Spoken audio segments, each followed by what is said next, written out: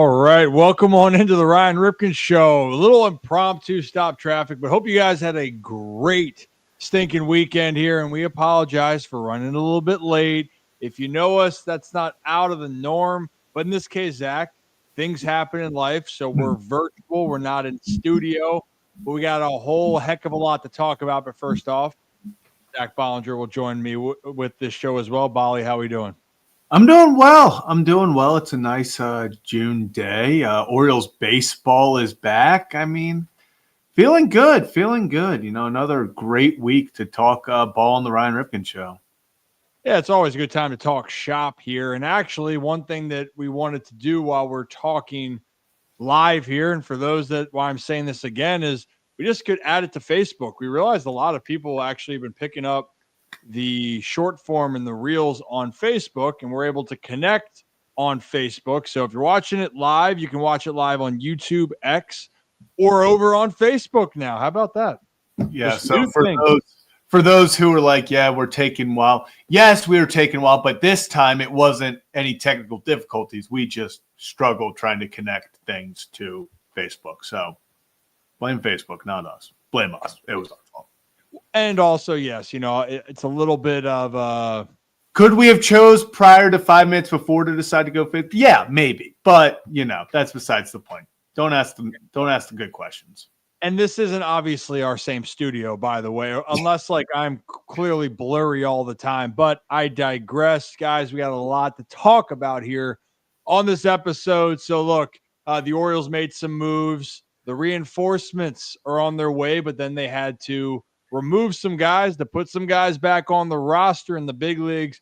We'll discuss those recent moves. The Red Sox made a recent move, Zach, and that's something we talked about last week. That's something a lot of the national media had discussed.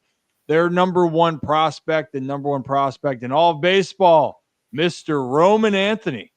He's in the big leagues, but does that mean the Red Sox are going to go on a run? There are some skeptics when it comes to that. That's more than just calling up a player. There was some great plays around Major League Baseball, Zach. Obviously, the Orioles saw one over in the SAC in Sacramento, and Denzel Clark had an encore, to say the least. We're going to go down and look at some of the bets because, Zach, each week you're supposed to get hot, and spoiler alert, you have been as cold as the ice that you skate on. Yeah, and I know you got something special for that. And then we'll go around Major League Baseball, and it's not really football season yet, so we're not going to get into that. Besides that, we will talk about a big media group that just signed with Major League Baseball, John Boy Media. We'll get into that and a whole lot more on this live show. Did I cover my tracks here, Zach? Yeah, I think we nailed it all. I think we got to it all. And maybe some National League team that's maybe could be sellers with some big time names that could be added to the market. That's for sure. That is for sure. With Corbin Burns done and the NL West is competitive, there's one team out there. Maybe I hinted at it with Corbin Burns. But yeah, we will talk about that and a whole lot more. And as always, brought to you this episode by our friends over at Merit Clubs. Usually have the sign behind me, but have the logo. Oh, there we go. Wait. Nope. There we go. I feel like I'm E.T. trying to reach phone home, but Merit Clubs, it's summertime, and we actually had a show planned this week. Things changed, but we'll be there next week doing a show down there at Merit Clubs. The pools are opening. And if you guys are interested, I think they have the deal still running. You sign up before June 15th. If you go for the first 12 days of your membership signing up, you get the next month free. I mean, heck, 12 days, just go swiping and go by the pool. That's what Zach usually would do. You claim you do legs. You can see the tan. It's obvious in the tan. Sure. We'll go with that it's obvious in the tan. You know what's obvious then, Zach? That the Orioles roster is going through some changes yet again. And they're coming back from a road trip where, hey, it was a winning road trip. It might have had a sour taste in fans' mouths just because of the finish, right? The Orioles sweep the Mariners. You go to play the Sacramento A's that have won like 2 games out of their last like 21, 22. And then the A's win the series. And Orioles fans and probably the players a little disappointed. But Tony Manzolino, goes, hey, it's a 4-2 record. I'll take it. You take it, right? And you're coming back home and you're trying to build momentum. You're facing some really good teams, including Detroit. But I can see why it's a little bit of a tense. Just first reaction, Zach. I know you have your opinions and thoughts when it comes back from the road trip. Yeah, I mean, it's disappointing because of how you got there. It wasn't the result that was disappointing. It's how you got to the result. If going into this series, into this West Coast road trip, you would have told Oriole fans, hey, you're going to go 4-2, they would have taken it. They would have taken it in a heartbeat. 4-2 winning road trip, continue to chip away, get back towards 500, get back into the wild card race, and see what happens. Now, if you tell Oriole fans you're going to go 4-2, but both of those losses are to the Athletics, now suddenly you're sitting there going, well, what? Well, what do you mean? And especially in games that, if you watch, you felt the Orioles, at least Friday, should have won. And games and opportunities that they couldn't capitalize on. So, yeah, overall, when you look at it from a, I guess, overall standpoint, 4-2 on a West Coast road trip is, you take that any day of the week. Any day of the week. It stings when you see how they got there, especially where this team is, and you feel like, hey, if you go 5-1, you sweep the Athletics. Now we're talking only 8 games below 500, and man, do things start getting spicy. But disappointing into it, but now it's you just got to, I guess, flush it and move on to a much tougher Tiger series. Yep, you got to move on. The Tigers are caliente. They're spicy. They're red hot. However you want to distinguish that. Caliente means hot in Spanish, Zach, as we've come to learn. At least for you, I'm trying to teach you a thing or two. But that's also baseball, right? Something's got to give at some point. The A's were going to play better than they had. And when you watch the A's team, like, they got some dudes, man. They got some talent. In the middle of their order, Brent Rooker, beast. Jacob Wilson's probably one of my favorite hitters to watch when you're talking about bat to ball skills. Like, the dude just knows how to hit. I know you say that when you talk to other players, that's thrown around a lot, but Jacob Wilson's actually like, no. Homeboy right here can hit. He hits anything. He doesn't strike out often. Like, they got a great player in Jacob Wilson. And then Denzel Clark we'll get into. He made a game-changing play. And I mean game-changing. He put his body on the line. Haven't seen someone out there in center field like him in quite some time. We'll get into that later on. But you got to flush it. You got to move on. But you stack up winning series over time, things are going to be better. One thing you did mention, Zach, about a winnable game, that's when the Orioles were in Seattle. They had those moments where they executed in the situations. They didn't do that in that game against the Athletics where they could have taken game one.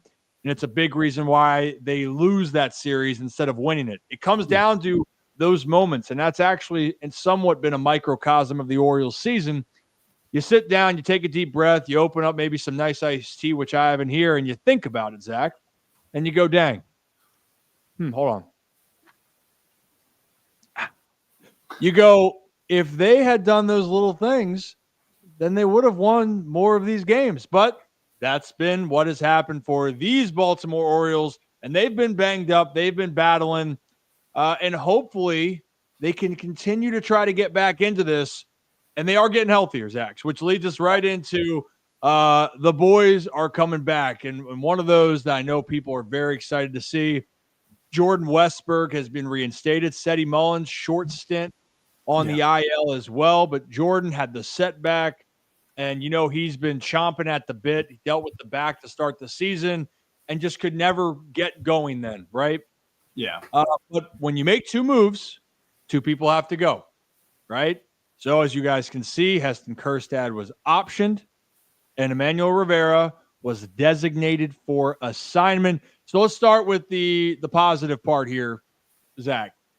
Westy, the dude, all he does is produce, like you say, or compromise when it comes to dealing with family members, specifically his wife, right? That's what we learned from Westy. But that is a welcoming sign, man. All-star coming back. It should give this team a huge boost seeing Jordan Westburg over at third base. Yeah, I mean, you look at Jordan Westburg, obviously massive comeback, and Cedric Mullins. The biggest thing that I take away from this, at this moment at least, is what is, if you ask any Oriole fan, the issue on offense. It's hitting with runners in scoring position. It's that they aren't able to get those guys in. What have Cedric Mullins and Jordan Westburg proven time and time and time again? When the lights are the brightest, when the moment's the base, when you need a big hit, you don't even need a hit. You just need a guy to get a deep fly ball to get the run in. They are going to find ways to get the run in. It's that consistency. It's that almost ice in the veins, as they say. The calm, cool, collected. They go up there and they know, hey, I don't have to get a hit to get this guy in. Hey, I don't have to hit a home run to win this game. I hit an opposite field single. I hit a blooper. I hit, a deep fly ball to get this guy. Or hell, we're early in the game. Ground out to second, gets the guy in. Why do I need to, hit a pop-up, hit a, strike out, trying to be the hero and hit the 2-run homer? Ground ball, just another day in the office, ground ball to second, gets the guy in. And it's those little things that as it adds up, it helps you win games. And I think it is a massive, and it's understated how getting those two back in the lineup. Now, Seti, yes, a shorter stint, but when Seti's been in the lineup, he's been the guy producing with runners in scoring position. There's a reason he leads the team in RBIs, even with his missed time. So I think it is massive getting those two bats back in the lineup, even if it's just, they're going to start slow, but you get them back with runners in scoring position in those big moments. I like their chances of producing a lot more than not. As Buck Showalter would say, I like our guys. I like our guys. But no doubt about it, there's the component of adding great players to your team, which ultimately is going to boost up the product, right? That's nice. Then the second part is there's this jolt of confidence that it gives the rest of the team. And no doubt about it, right, Zach? I mean, Westy's been a guy that had that grittiness to him. I'd say of the hitters right now, Ryan O'Hearn has that title, gritty, battling, grinding. Westy had developed that type of reputation. So it's nice getting him back. Seti is just as cool as the other side of the pillow, man. Like, I don't know if that's a lie. I've seen Seti mad plenty of times as his teammate.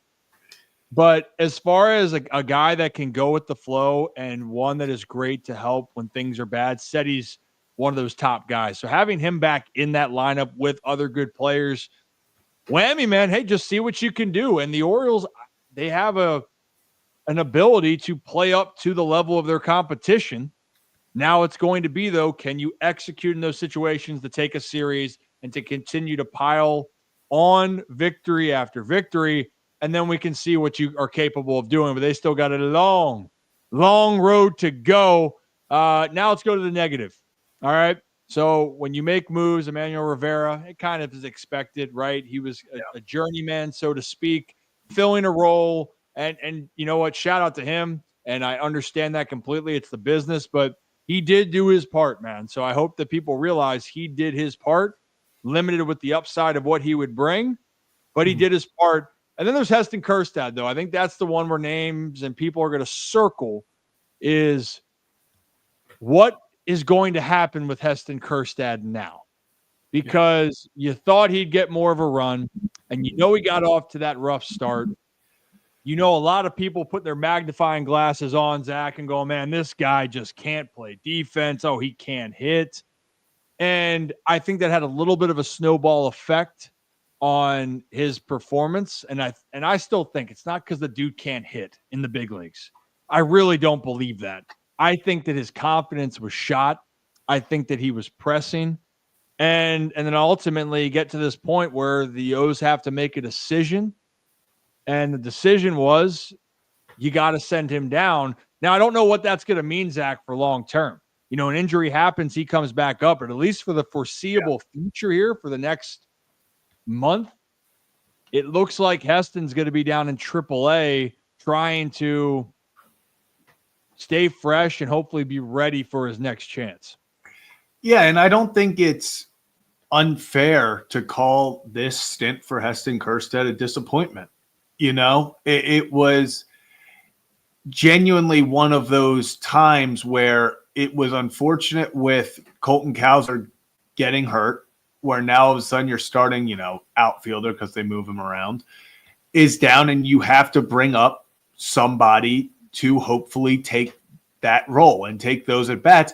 And so you felt like it was finally that opportunity for Heston to get everyday at bats, to go out there and prove his worth. And there were times where he looked great, and obviously there were some low times, and they end up not moving on, but giving him more development time in AAA. But it was a disappointment because you felt like you were hoping Heston would finally take that step. Now, I don't know how many times the guy has gotten hit, or it felt like every time Heston started to get a groove, they either hit him in the elbow, he was involved in something. I mean, the guy just felt unlucky.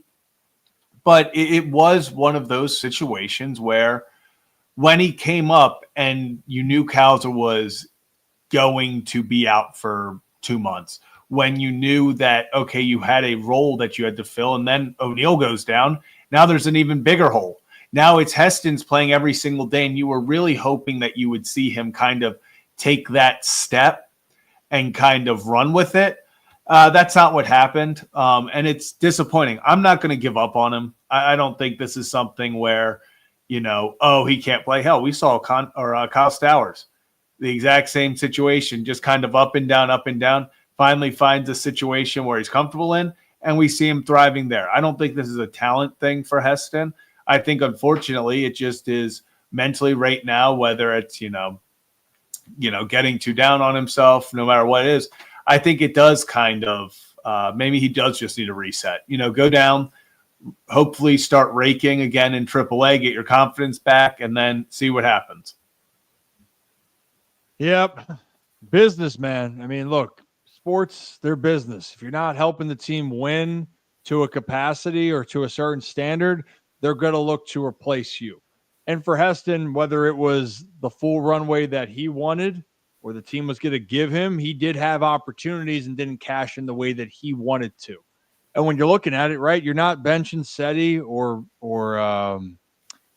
Cowser.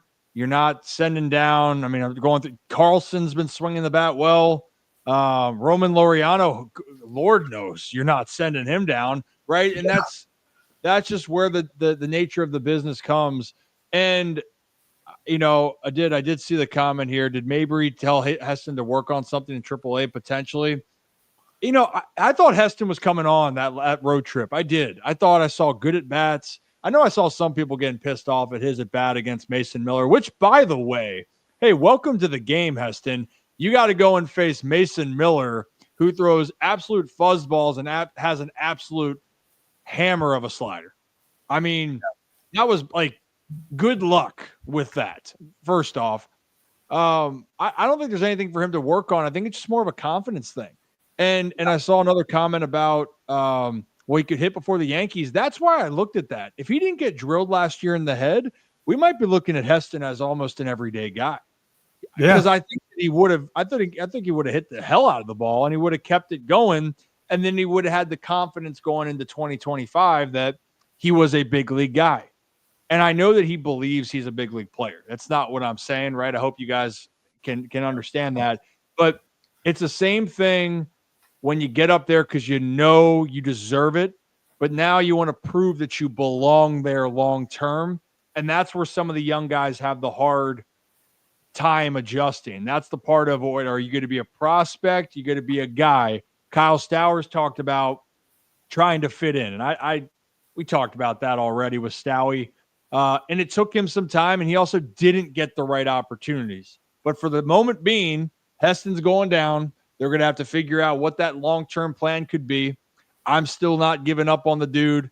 And one last thing when I want to really get this point home, Zach, is someone's talking about like maybe, I don't know. Let's see. You say about you being a great softball player on Sundays. We'll make it and say that that's the word that gets around. Zach, you are the best softball player on Sundays, especially after a long night out in Fed Hill. You're banged up, but it doesn't matter. Death, taxes, Bolly's having 3 to 4 hits. So people expect it. And then you go into it, and what if you don't get those hits? And they're going, dang, this guy, maybe he's not as good as we thought, or whatever it may be, right? And the reason why I'm trying to make it light of this is that every day in our lives, we are getting compared to something. And if someone has a perception of how good you're supposed to be, they're expecting to see that same guy at the next level.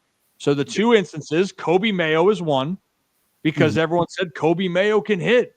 So everyone expects Kobe to come up and hit 30 to 40 jacks. So then he's trying to live up to that hype. And then there's Heston, where everyone says he can hit everything. He's that next best pure hitter. He's got so much power.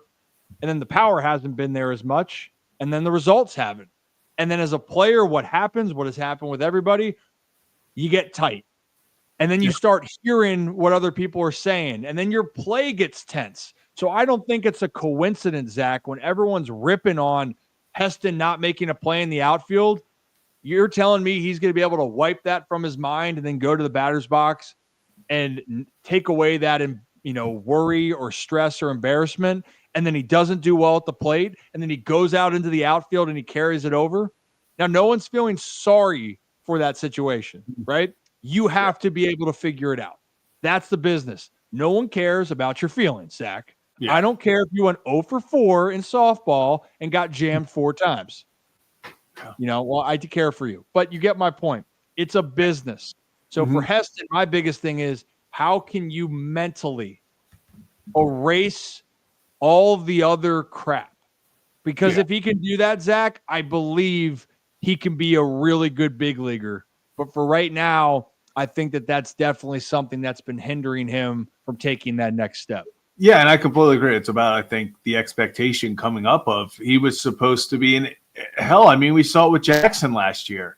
People gave up on him after 16 at-bats. After begging for him to be brought up, saying he was going to save the season, everything. He didn't immediately save the team. And then people were like, trade him. Get rid of him. And it is, I think, a mental thing. It's if you're not getting as confident in yourself, baseball's hard enough when you do believe in yourself. If you don't believe in yourself, it becomes damn near impossible. And it does suck because I talked about it right after the game, I thought, awful at bat by Heston against Mason Miller, but I gave him the thing of like, who would have coming off the bench? Like, I just think that was a shitty situation that he unfortunately coming off, he's obviously had gotten some bigger hits earlier in the series. He had kind of gotten something going against the Mariners. I get that. Felt like that's kind of one of those, okay, if we're trying to get our guy confidence back, maybe not a massive turning point in the game against probably went on the game's best closer. So, especially when you're looking fastball and he drops 3 sliders off the table for you, it's not the easiest. And when you don't see the ball very well or you're not confident, you're going to have an at-bat like that. Yeah. I'm telling you because guilty, I've had a lot of at-bats where I didn't have the confidence and I didn't see that damn thing come out of the hand well, and then you're going back to the dugout going, what the hell just happened? But once again, baseball doesn't care about your feelings, but that is a reality that we try to do and try to talk about of what players are going to have to figure out. So for the time being, hopefully Heston can get back on track, and these birds that are back from the IL can make an impact because, Zach, they're going to need it. And you know what we need? We need you guys to hit that like and subscribe button here. Ryan Ripken Show. We do this live every Tuesday, Wednesday, Thursday, right here on YouTube, X, and potentially Facebook now. Stop Traffic. We're trying to expand to more and more of the platforms, everyone, and all the support, obviously, is big for our channel. We appreciate that. So if you also want to be a channel member, click that join button. It goes to enhance this product that we are continuing to make. I mean, heck, we're going to continue to do more and more out in the community, but we're still building up here. We're based out of Baltimore, but we like to talk things baseball. It'll be football season. We'll dive into that and a whole hell of a lot more. Speaking of a whole hell of a lot more here, Zach, let's go up to Beantown. because there was a whole heck of a lot of drama like the last week or two. And first off, by the way, I got to shout out. I Boston as a city. Zach, have you spent a lot of time in Beantown? No, I've not. Oh, gotta say, it is a great city. I enjoy it. I'm a huge seafood guy. Now, crab cakes and the crabs in Baltimore, I'm going to be biased. And people, if you're from here, you know. I keep my crabs down here in Baltimore because it's 101. Lobster up there, you got to hand it to those guys up there. Lobster rolls. It's a bravo, chef's kiss. Love the atmosphere up in Boston. But you know what I love about Boston in this case is they are very passionate about their team as well. And when things aren't going right, you hear about it, you know about it. And Beantown has been ticked off. They've been pissed. Yeah. And it's not that they've actually are in such a hole, Zach. They're not. They are only a few games under 500. But the question was, this was a team that was supposed to be more going all in. Why aren't we having our best players? And the pressure to call up Roman Anthony hitting 300 down in AAA, OPS over 900. He was doing everything to get called up when the Red Sox were struggling. The Devers situation seems to get more tense. So it finally comes to fruition, though, right? The Red Sox beat the Yankees in the series, and then here comes Roman Anthony. Yeah. Kind of a mixed debut, though, to say the least. That's for sure. It was definitely a mixed debut. Got an RBI on a ground out.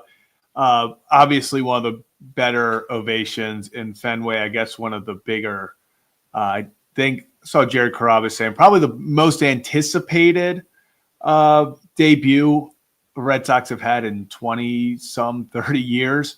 I mean, number one prospect, and it was a mixed bag. We'll bring up the obviously you can tell, and I kind of obviously this is a tough play for the young kid, but we see this middle of the game. Tough play, but it's funny because weirdly, this almost made it for me more relatable in the sense of that's a play he makes a million times out of a million. You can see the nerves. You can see just the kind of, like I'm here. Like I got called up.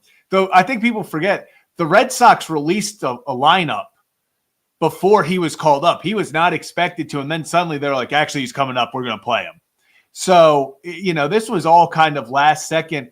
And just a simple play ends up leading, giving up a run. So unfortunate there. But, this is a 21-year-old kid?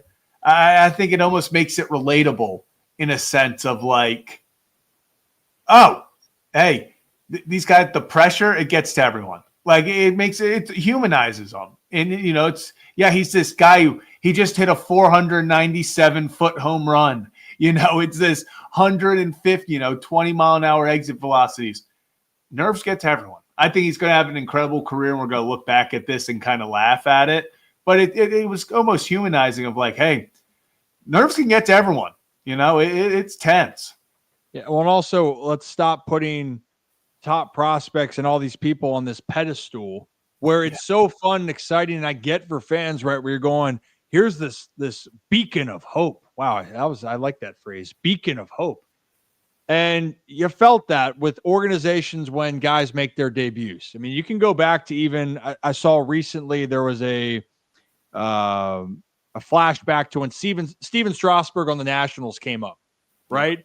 And he had that great debut. In some cases, you might get that star-studded debut where everyone's excited, or you might get one like Roman Anthony yesterday where your fundamentals aren't exactly there. You don't get over in front of the baseball, and it goes, hey, now, right by you.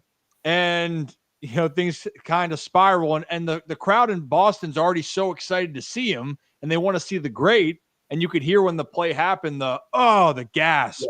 And then you're sitting there in the outfield, and you're going, shit. Man, that was embarrassing. That sucks. But if you play long enough, which Roman Anthony will, I believe, have a long career, you're going to have a lot more embarrassing moments throughout your career. That's a part of it. It's how you deal with it when things are going to be more magnified. And on the other side of it, though, don't look now, but Boston isn't the only team that was disappointing, that was supposed to be leading the AL East. There might have been a team that we are forgetting about that we'll get into, Zach. Yeah. But with all this, though, Roman Anthony, the Red Sox, still are looking to contend. But Ken Rosenthal went on Foul Territory and was talking about, what this means now for the Red Sox. And he gave his opinion on why Roman Anthony is not going to be the answer for Boston to end up making a run. So let's play that clip, Zach. The three of them, well, if they're good enough, I guess the answer is yes. But the bigger question with the Red Sox is still going to be their starting pitching. And the challenge that they face at the deadline is going to be whether they can turn some of their depth into starting pitching help. And I'm not sure they can. I'm not sure they'll line up with anybody, with any of the players they have. And when you're talking about the three kids you just mentioned, and Wilyer Abreu, who's been a brilliant player for them, and as well as Jarren Duran, All-Star Game MVP last year, top 10 finisher in the overall MVP balloting. I don't know how you get fair value for those guys easily. It's difficult to do. So Craig Breslow, second full year as president of baseball operations, he has a significant challenge ahead of him. And we'll see if he's able to somehow take advantage of his depth to address the needs of his club. So, wow, we're talking about pitching again, Zach. Pitching. I think that Roman Anthony was going to have a very positive impact on this team long term. I think they do have some things infrastructurally that they still, you can tell if things don't go right, the stress and pressures put on this offense. But it goes back to with everything. It's the same thing with any team. Your pitching is going to set the tone. Your pitching is going to put you in a position to have success. It's not a coincidence, Zach. When the Orioles were playing better ball over the last 2 weeks, starting rotation was giving a lot of quality outings. Same thing that has to happen for a team like Boston. And you got Garrett Crochet, but you're not seeing maybe some of those other elements live up to what they need. But I think, I honestly, where I disagree with, I think Boston is still in a really good position because they do have the talent. They do have pieces in place. They don't need the three young guys to rely on either, by the way. Like, they have veterans on that team that are going to go out there and play well. Yeah. But just like every team, another pitcher or two or three could make a big impact here. And Boston, unlike any other team besides the Yankees in the American League, in that big market, they're going to feel some of the most pressure, though, to go out there and perform. And they're already feeling it so far on June 10th as we record this. Yeah, and I think it's one of those things where the pressure was brought onto them by themselves. They went out and they got Garrett Crochet. They went out, they got Alex Bregman. They signed Aroldis Chapman. They added veteran pieces in a win-now type of scenario. And I think at that point, it does kind of add to the expectations and the weird spot they're in, because as it stands right now on June 10th, the Red Sox have the 23rd best ERA in baseball at a 4.16. So it is not good by any means. And I think, I agree with what Ken's saying in the sense of it's an interesting place to be because they have all this talent and all this depth, but how do you properly get fair value for it? How do you, we're trading Jarren Duran for prospects or for pitching, whatever you may be. How do we ensure that are we just selling Jarren Duran to sell Jarren Duran? Are we just selling prospects to sell prospects? I think that's kind of where let's bring back the Orioles last year of, it's one thing to have all this depth to work with. At the time, and, when we record this, did they just trade, Connor Norby and Kyle Stowers to trade them? That's the big thing. So it's, yes, they have all the pieces that they could go and get it, but it's about how do you use your depth? Because we've seen teams have a lot of depth and it's unable to take advantage of it. So I think it's going to be interesting because it could be one of those weird, they buy and sell. Are they selling Jarren Duran and others to get prospects to maybe flip for a pitcher? Are they selling Jarren Duran or somebody straight up for a pitcher? Do you find a ball club like Seattle who will give you a pitcher for a Jarren Duran? I think there's a lot of different ways they could go about it. It's going to be weird, interesting to see what they do. Are they fully developing this year? Are they going to trade maybe some depth pieces for some veterans to go on a run? I think we'll find out in the next month and a half. We're going to find out a whole hell of a lot in the next month and a half. And Justin, answer that question. Hey, how you doing, by the way? The Ryan, as of June 10th, what's the over-under on Cora being the manager of the Sox this time next year? Honestly, I don't even know how to put the over and under. I guess percentage. We'll go to percentage. I think it just goes down if they make the playoffs or not. It's just how the year ends for me. If they don't make it, I think it's very high, like 75%, that he is not going to be the manager next year. 75, 80%. I think this is all about wording. Being the manager, I would say yes. Being with the Red Sox, I know he's even, maybe I've seen stuff hinted at him going into a front office role there, things like that. So, yeah, I don't think if they miss the playoffs, I don't think he is the manager. Hell, they might even make the playoffs and they could just move him up. But I could see him being with the Red Sox organization, even if this year's a quote-unquote failure and they try to move elsewhere managerially. But, yeah, if they miss the playoffs, I don't think he's manager next year. Maybe he's still in the front office somewhere, but I think they'd have someone else managing. Yep, I agree. And I'm looking at it's something else I gotta put together. Don't worry about me. But one thing though, when you talk about depth, a team that has great depth, or you just sit there and go, dude, how the hell do they keep doing it? And it's a team that I've said over and over and over again, the Tampa Bay Rays. And I think that would just be a great trivia question. If you are not from Tampa and you could name 7 Tampa Bay Rays. 7. I think that you should win something. And the point being is you can't name enough of their star players, and yet Tampa Bay is rolling right now once again because their depth and how their system works. They are ready to compete and to continue to battle. And Zach, they have been scorching hot. Yeah. Hot. They are 36-30. Yeah, they have 3 less wins than the Yankees. And I would love to see the payrolls put up next year. Like what the Rays do. It's one of those things where it's like the Jesse Pinkman, they can't keep getting away with this. Like they will put out every year, it is without fail. The Rays are going to put out a 26-man roster where you look at the names and you've never seen 21 of them, and they will find a way to win 90 games. And it's just because they produce damn good ball players. I mean, Yandy Diaz is probably one of the hottest batters on the planet right now. Junior Caminero has been awesome for them all season, struggling a bit recently. But, I mean, everyone's talking. It's so funny. It's almost like we've given the Yankees the East, but you have Tampa 36-30, Toronto 36-30, 4 games back each. Tampa is the hottest team in baseball.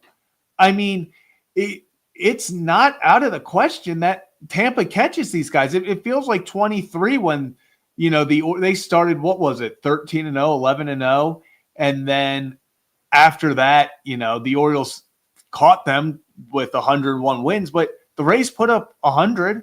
Rays put up 99. Mm-hmm. The Rays are consistently, if you want to talk about an organization who just finds a way, it's the Tampa Bay Rays every single year. They are in a permanent retool where every year they'll trade at least 2 guys that you go, why are you guys selling them off? And then it doesn't matter. They just replace them with somebody. It's incredible what they do. And here's a fun little game as we can continue on. Zach, out of curiosity, do you know who the first baseman is for the Tampa Bay Rays?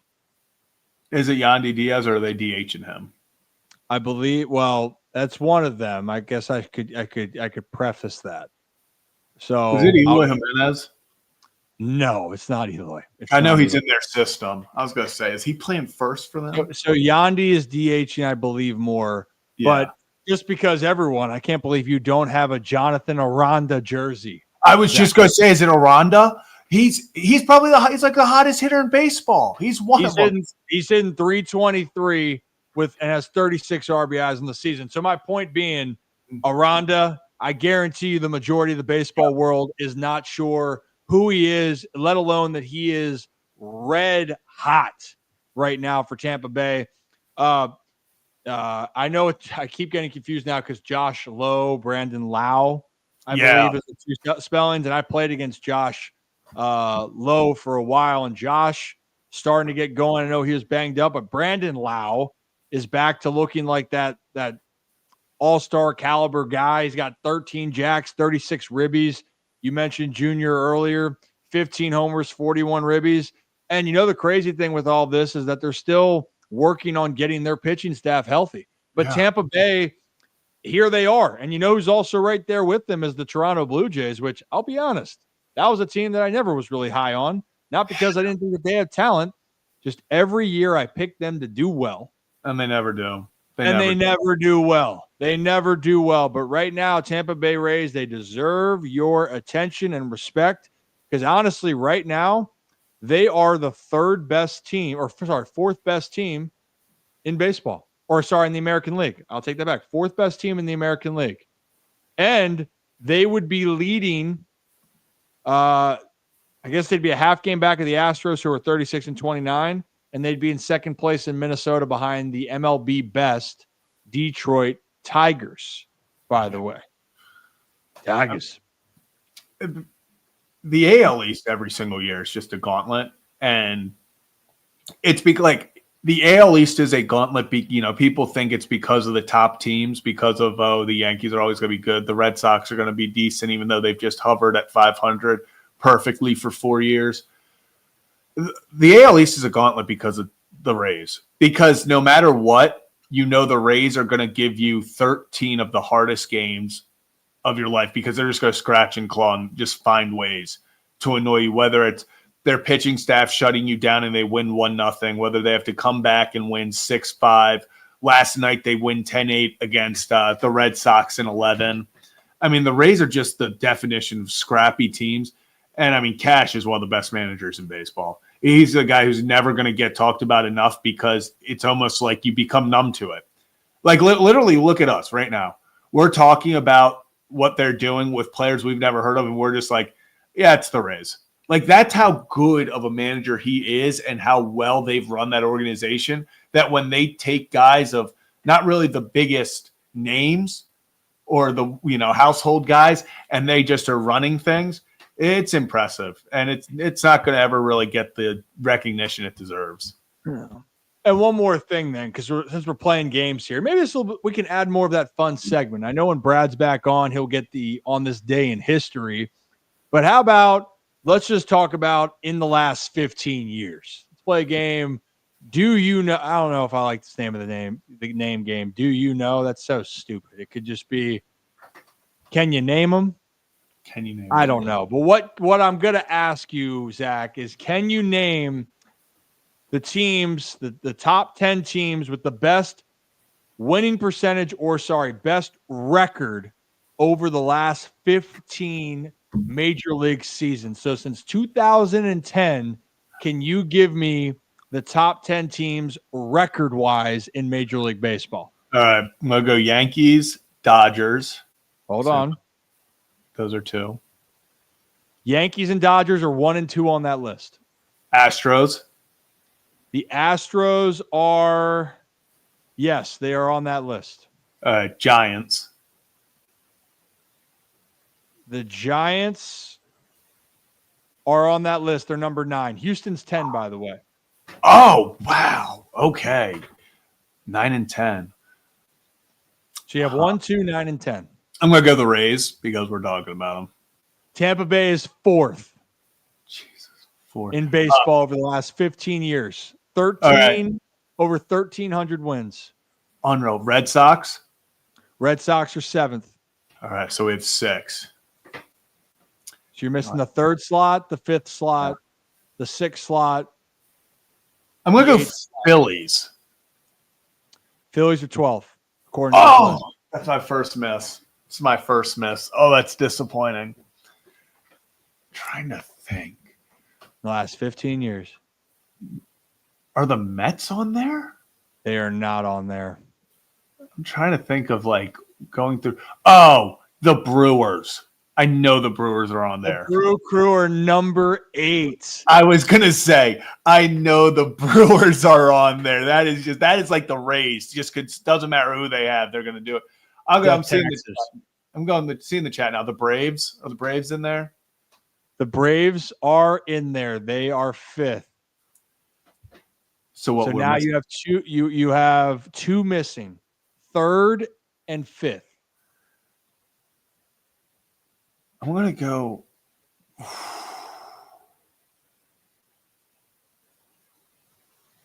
Are the Texas Rangers in there? The Texas Rangers are not in there. They're 16th. I'm trying to think who just consistently.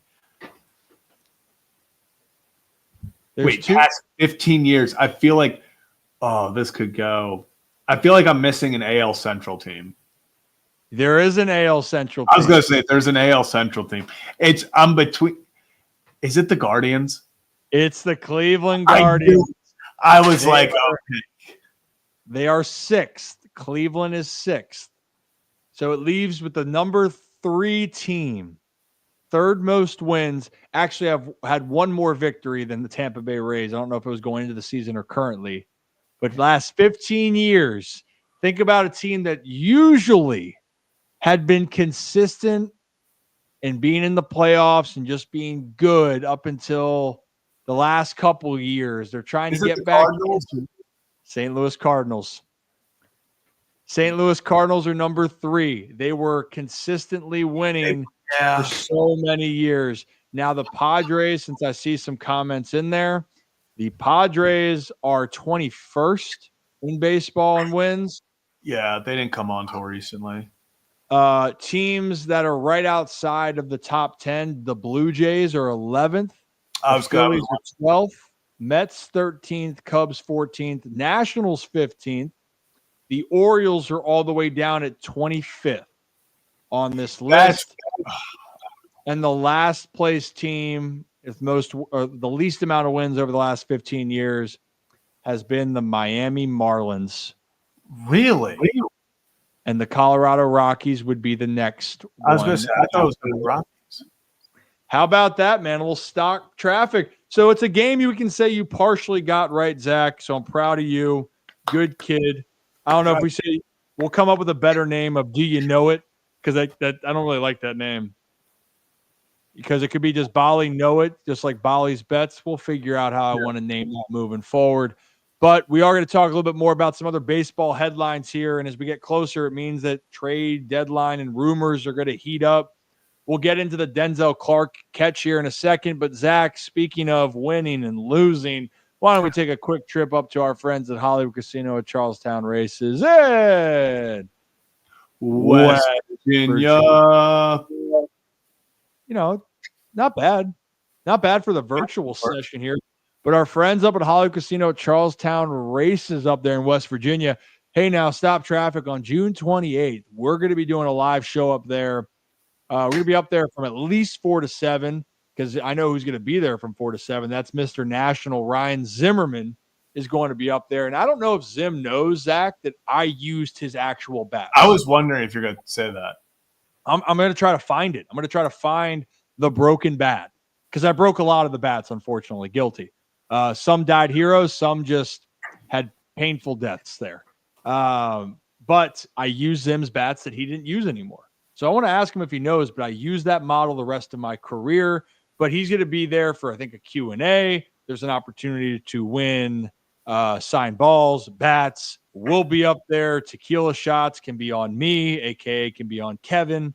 And we'll get that whole thing rocking and rolling.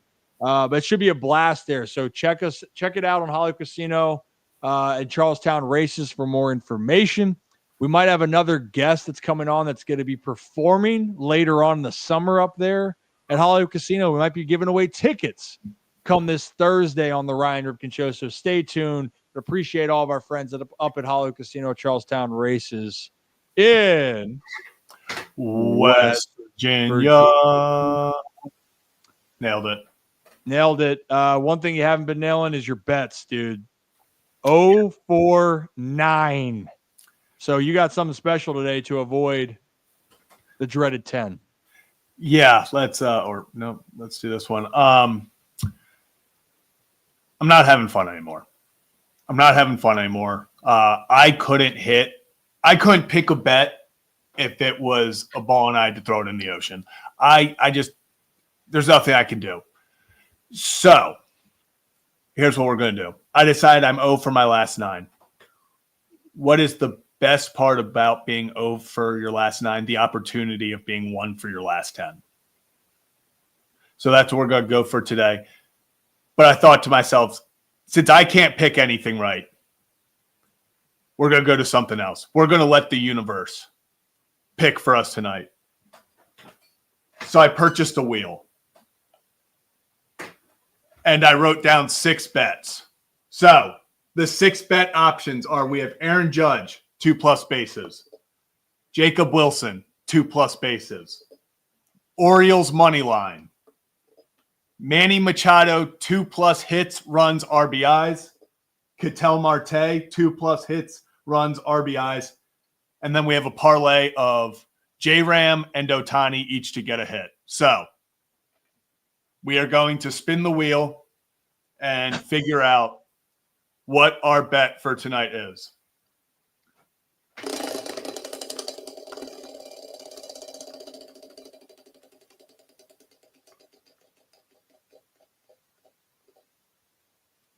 We got the parlay.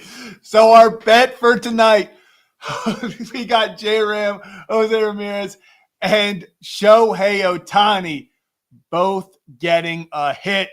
The universe chose.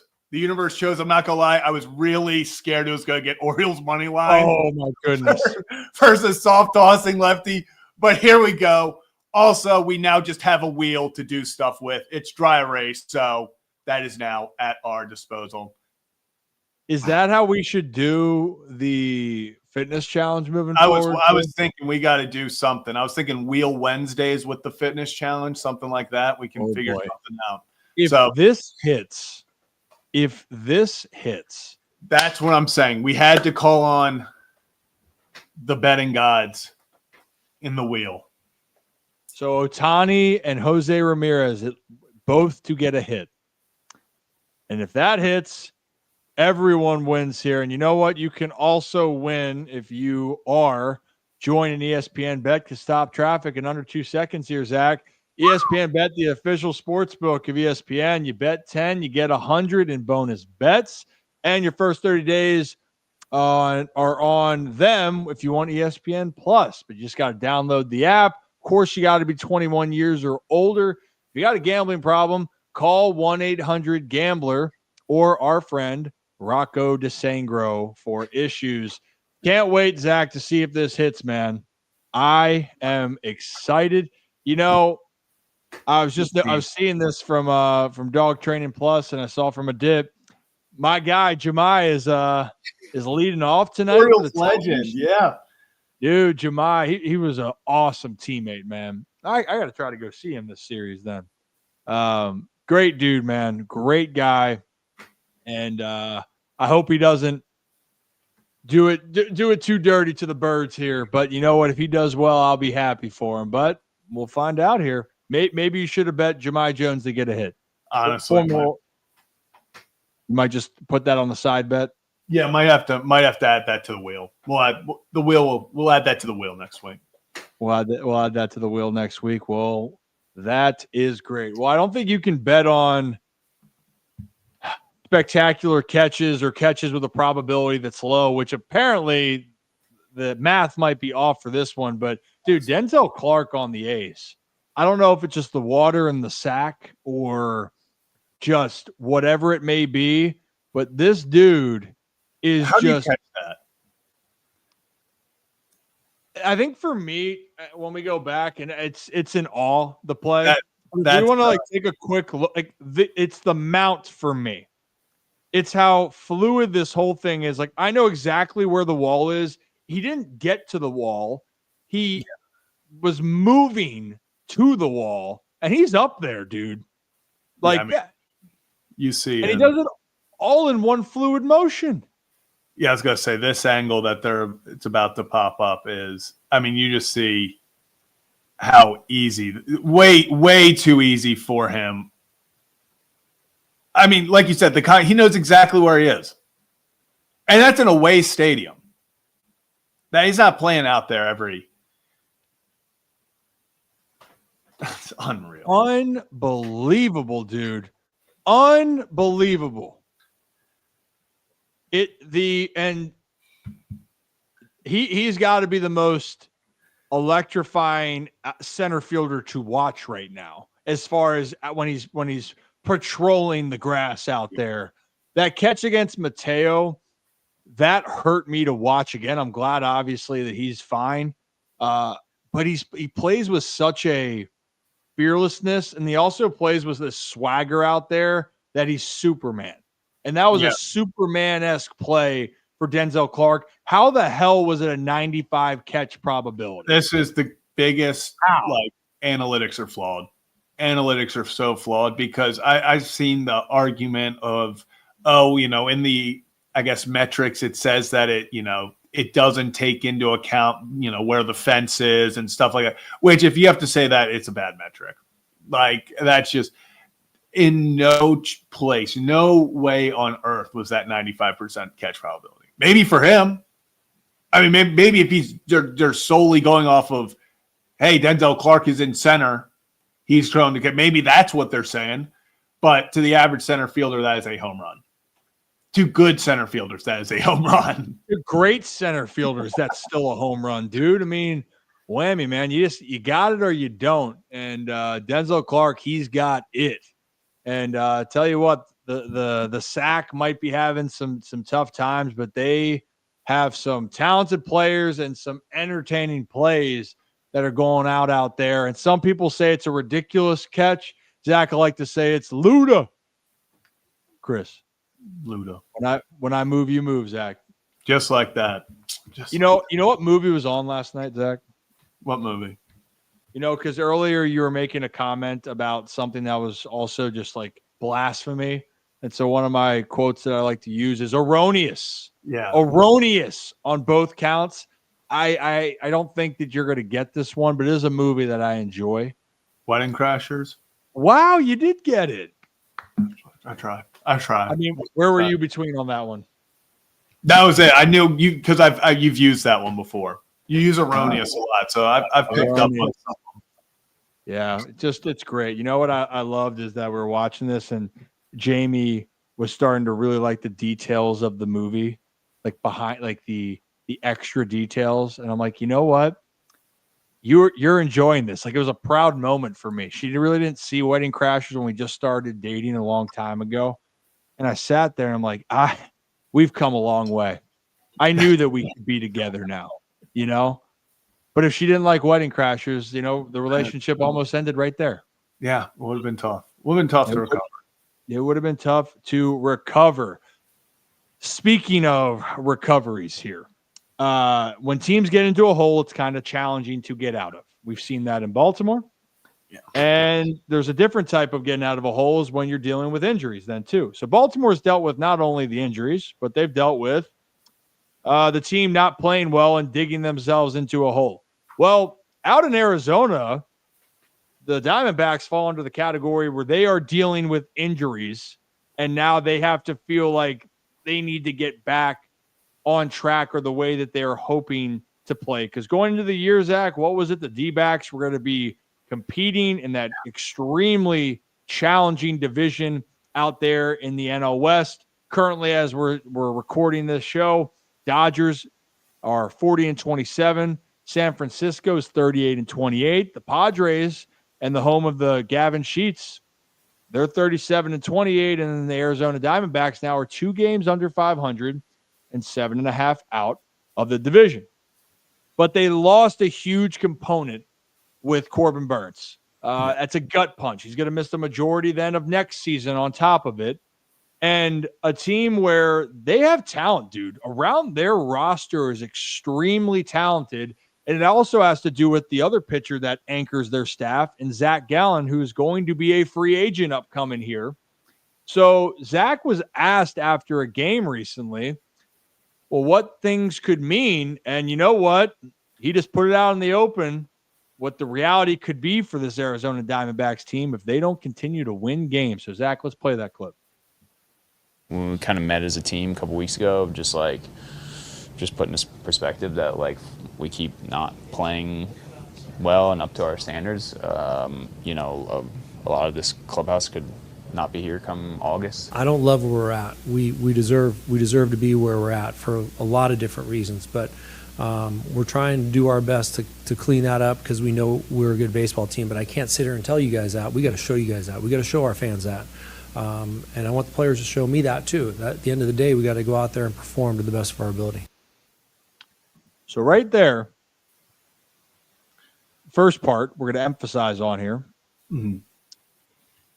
Zach saying, hey, we had a meeting 2 weeks ago. If we don't turn it around, some of us aren't going to be here. Zach might be one of them. Yeah. Right? Where pending free agent, he's obviously going to get a lot of attention on the open market. But Zach, this is the reality of it. And the Diamondbacks team, man, they're really good. They are really good on paper, I should say. But they aren't playing like they are. And not having Corbin Burns now, that does really dampen the staff. They also were missing Eduardo Rodriguez earlier in the year. Jordan Montgomery lost for the year. So they had their own issues, but still a talented team. But then it makes you wonder here, who could make a trade if the D-backs were to sell, right? And it's too early. But yeah. I am curious. He's the one name, though, that I'm watching the most because we're looking at teams like Sandy down in Miami, Alcantara, is being watched, even though he's not pitching the way that people were hoping. Yeah. But Zach would jump to number one if he becomes available. And so that's why I'm sitting here going, what would it take to get him for any team? But it does make you think. He's one of the premier options out there. Yeah, and if you're Arizona right now, you have all the talent in the world, and it sucks because you're in the NL, and if you were in the AL sitting at 32 and 34, you would be a game, 2.5 games out of the wild card. You'd be 2.5, 3 games out of the wild card. And the NL, not only are they pretty much done in their division, sadly, just because of the talent, they're also 5.5 games out of the wild card because of how many teams are kind of all caught right there in quality teams. I mean, the Phillies, the Giants, and the Padres hold the wild cards right now with Milwaukee and St. Louis right behind them. And all those teams are playing solid baseball. Now, am I saying they can't catch them and can't go on a run? No, it's a damn good ball club. But you have to kind of weigh the options of, okay, with Corbin Burns done for this year, with Zach Gallen, done or not done, contract over at the end of this season, does it make sense for us to sell in some sort of capacity? And it sucks because it's not about the talent or, could we compete? It's unfortunately, hey, we got off to a rough start. If they fall 5 or 6, 5 more games back below, teams, if they're sitting by the trade deadline at 8.5, 9.5 games out of the wild card spot, it wouldn't be surprising to me at all. They do have to make that decision for what's best for the club long term. If you do not plan on re-signing Zach Gallen, you might as well get what you can for him because, like you said, it's going to take a haul to get Zach Gallen if they decide that he's available. So he is a name that people would want, but just like we've seen, what's it going to cost for a rental? What's it going to cost?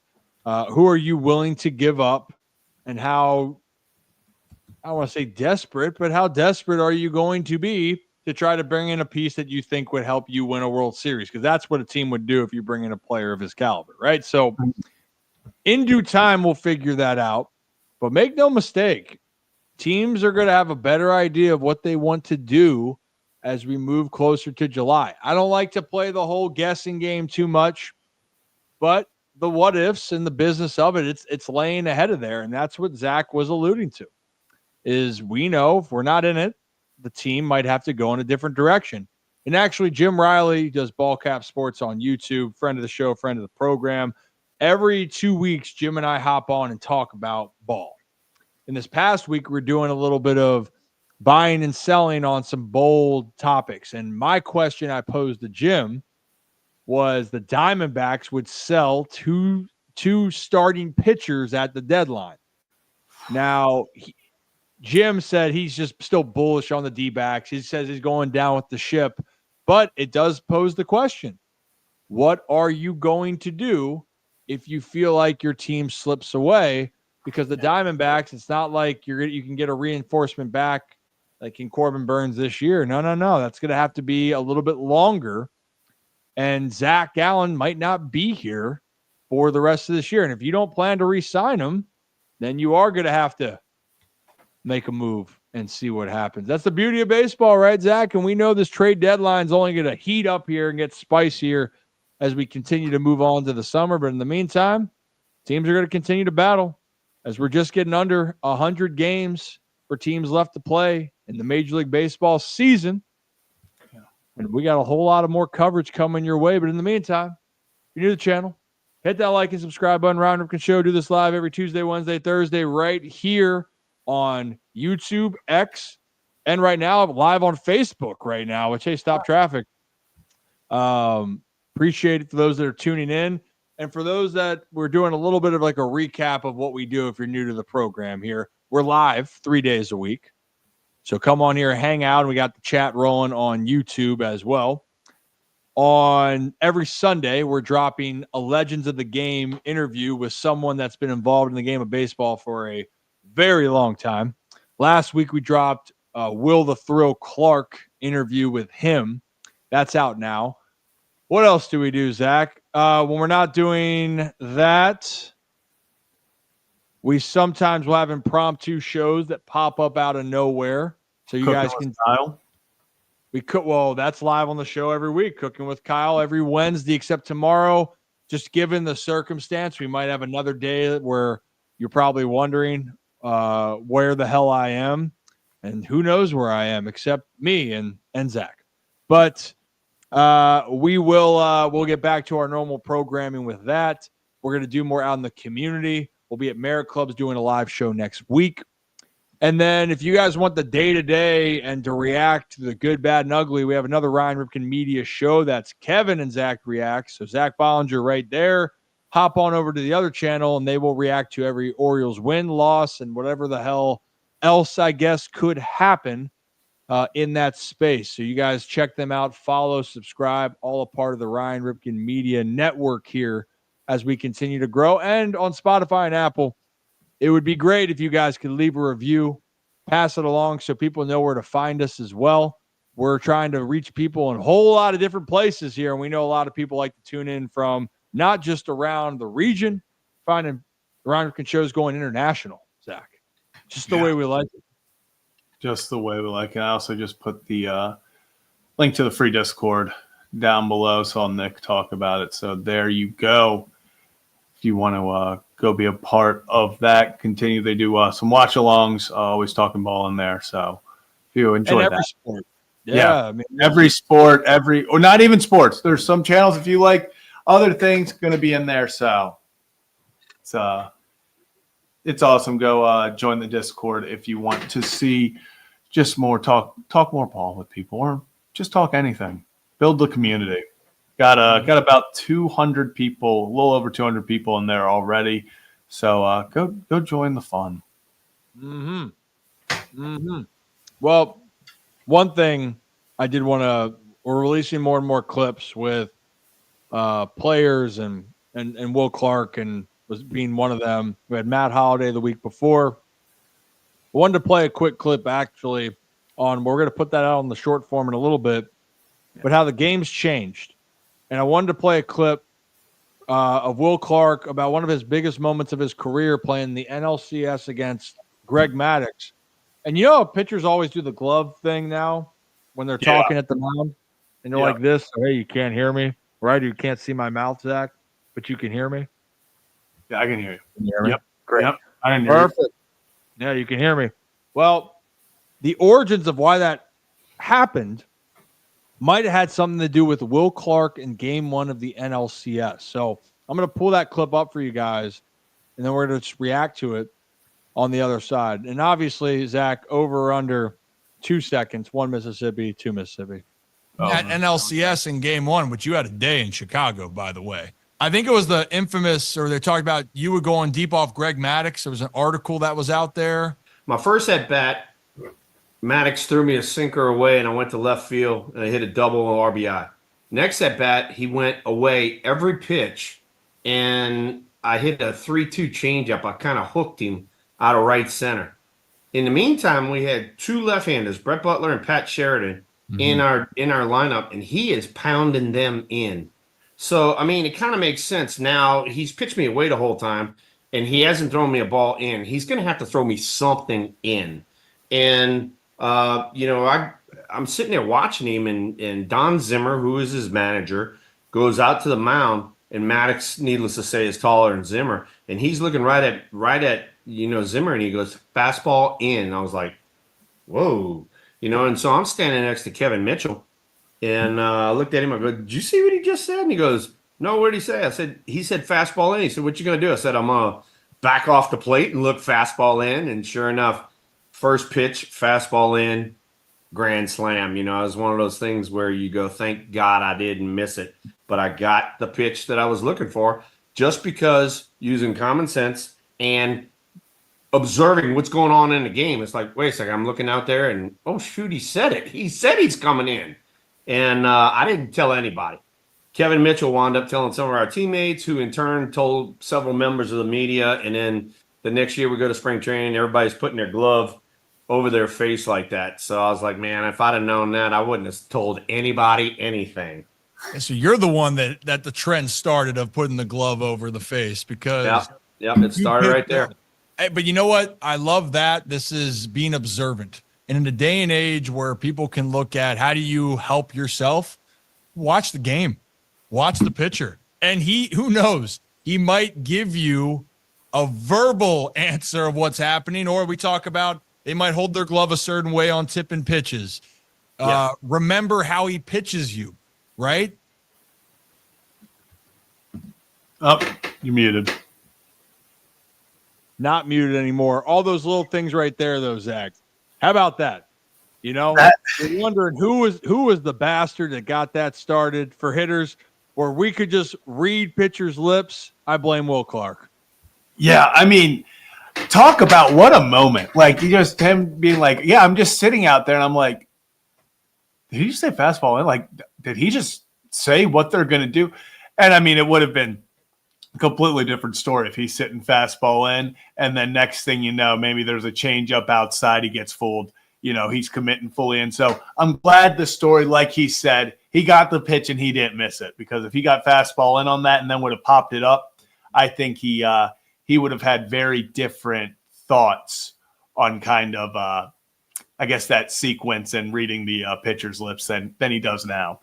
Yeah, he might have said a few other words as well along those paths. And we're going to have a lot more videos of Will throughout the week. One thing we try to do on the show, which we encourage to go watch that full interview on YouTube, we will put out reels on social media. The short clips like that will go out. But we will talk about hitting and some of the philosophies, because there is so much good stuff that relates to the game today, good and bad. And Will had some great tidbits on hitting that I think would be great for people to listen to. So we will play that later on in the week as we continue on with the show. And we appreciate all that. And again, Ryan Ripken Show and Ryan Ripken Media, check out the YouTube channel there. Hit that like and subscribe button. If you're already on YouTube, hey, how you doing? That part's free. If you want to join and be a channel member, we'd appreciate that too. It goes back to making the product for this better for each and every one of you.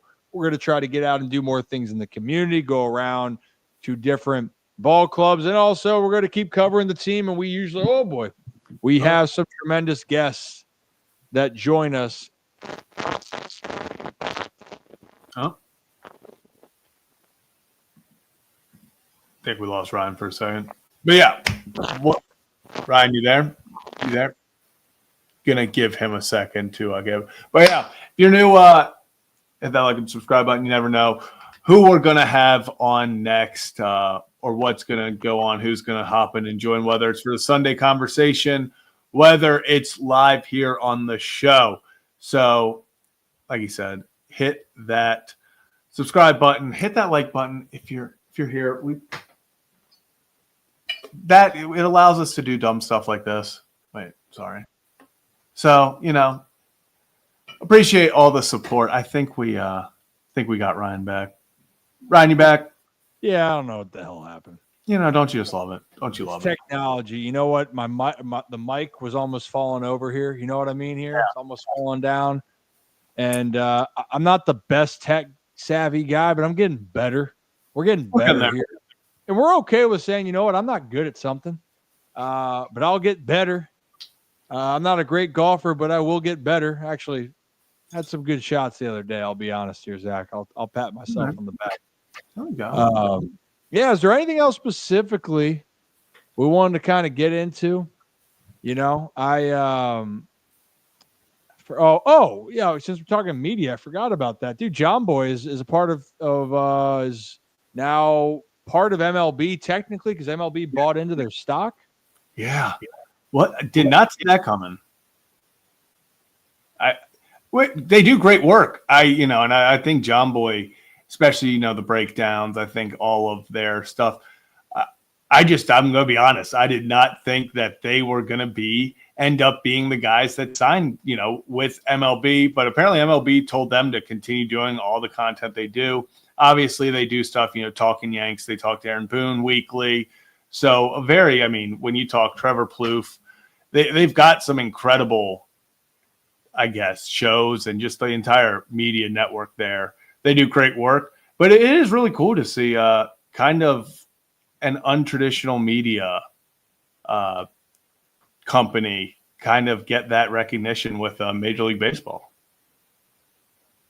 Yeah, you wonder where that's going to go long term, but obviously they've had tremendous success and have brought a lot of great moments to fans and reached a lot of different audiences. And maybe it also gives a reminder that you're trying to find more and more ways for content creators or people to be involved with the sport. So, hey, maybe Stop Traffic down the road, they need somebody. Hey, we're ready. Put me in, coach, and we're here. You want us to go lay down and work on some hidden runs, teach the boys how to hit some balls on the ground, move the runner, get them over, get them in, or work on how to hit a guy properly, Zach? We'll use you as the prop. I'll be the pitcher. You just got to be right in the box. Be like just know you're going to wear it. Yeah. Be like Happy Gilmore. Yeah. 365 more days till hockey season. Oh, yeah. Hockey tryouts, baby. Hockey tryouts. And also, you see Derrick Henry, by the way. Adam Sandler said he'd put him in the movie if he ran for over 2,000. Yeah, I'll be remembering this when we get to week 18 and Derrick Henry needs like 95 more yards to get into an Adam Sandler movie. I'll remember that when making my bets. I'll remember that. I think last year for you, it was a great moment that you could, anytime that you needed something, it was Derrick Henry over yards. Down the stretch.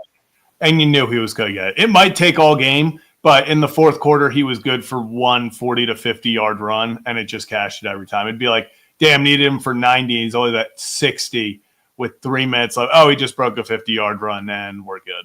All right. And that's just, he beats you down. It is. It's incredible to watch.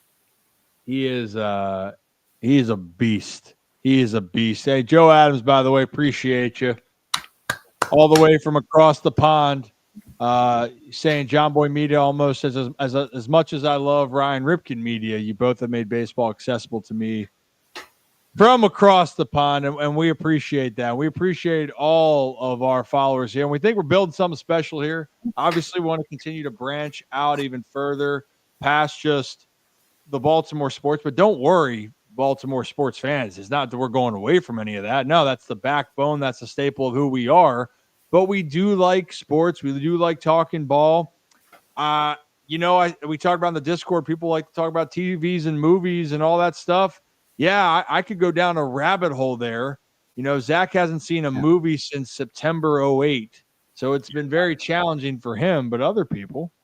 Yeah, for others. People like to have conversations, man. People talk. Conversations. People talk. Well, you know what? I actually have to go talk even more tonight. I got to go on. The Orioles are playing at 6:30, right? I'm not losing my mind. Yes, they are. 6:30 versus the old Detroit Tigers. Yes, your guy is going to be on Baltimore baseball tonight doing his thing on 105.7 for an hour doing pregame. What should I talk about today, Zach?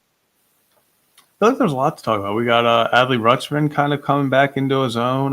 Cade Povich looking to continue his hot streak, his little strong stretch. I mean, obviously, you could talk about Seti and Westy coming back and the kind of ability or, I guess, bonus it gives you as the runners in scoring position. Should I try to work in like a certain word during the broadcast? Oh, yeah. Like, there's a movie called Super Troopers where they had to work in the word meow. Yeah, what could we do?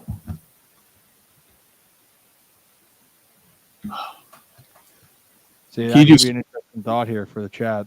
Scrumptious. And that meatball over the middle, I mean, you got to be thinking that's scrumptious. Working in scrumptious. That'd be something. I don't know if I want to work that in there. I don't know if I want to work moisten for the first time, Tom. We're on. I know exactly what Bob Haney, the look he'll give me. He'll give me a look if I say scrumptious too.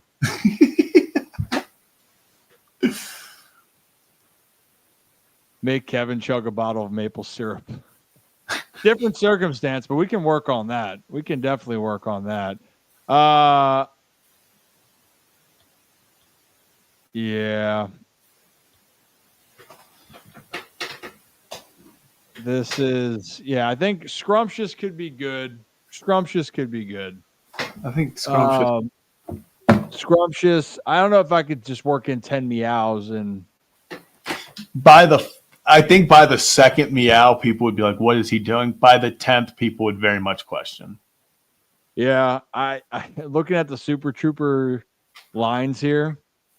There's another line in there, Zach, of saying, who likes a mustache ride or who wants a mustache ride? That's definitely a phrase I can't throw in there. I don't know what context you'd be able to throw in that into talking about the Orioles.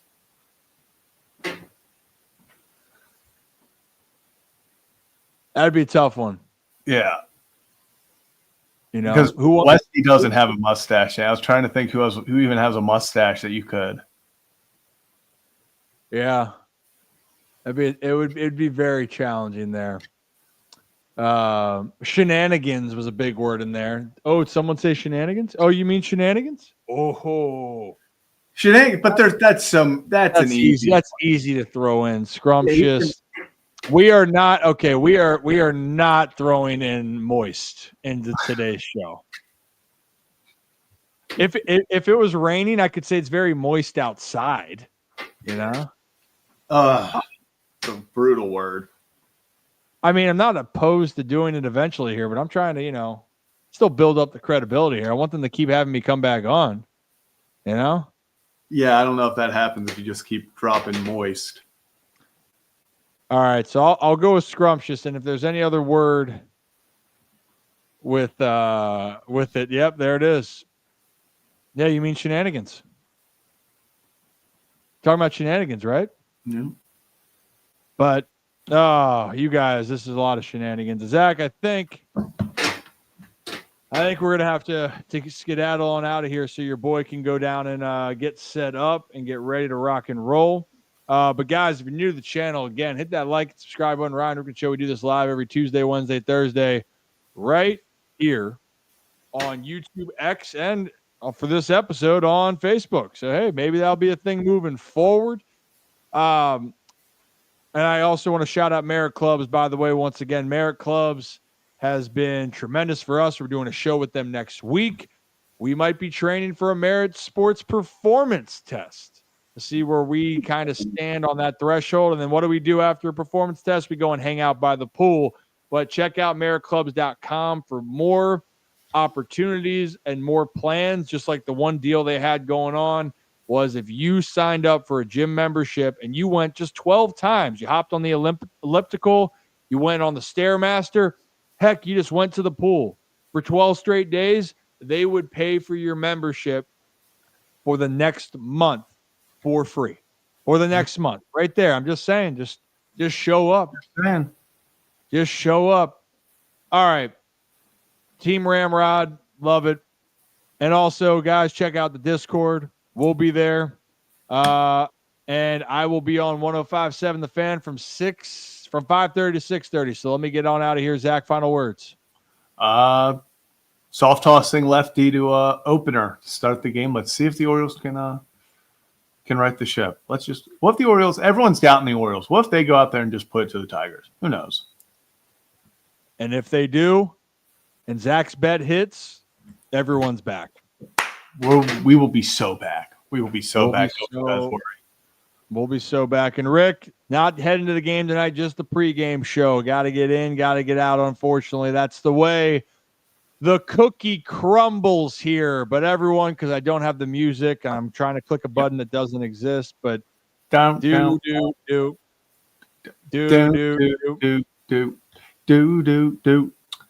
Bow, bow, bow, bow, bow.